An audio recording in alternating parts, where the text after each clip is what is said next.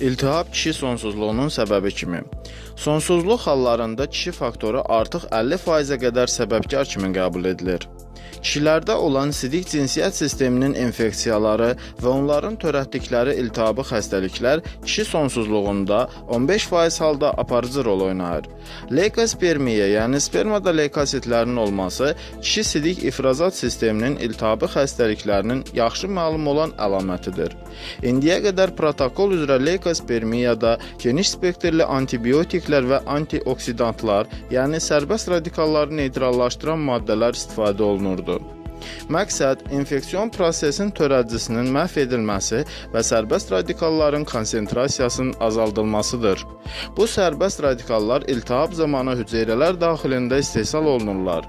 Kontrol müayinələr göstərir ki, antibiotiklərin leykospermiya zamanı istifadəsi sperma parametrlərini yaxşılaşdırır, törədicinin eradikasiyasına, yəni tam məhvinə gətirib çıxarır və hətta hamiləliyin baş tutmasını sürətləndirir. In vitro və ya canlı orqanizmdən kənarda aparılan araşdırmalarda sübut olundu ki, antioksidantlar spermanın hamilə etmək qabiliyyətini yaxşılaşdırır. Mənbə: Kişi sağlamlığı haqqında Dünya jurnalı. Hazırladı Rauf Kazımov, həkim, uroloq.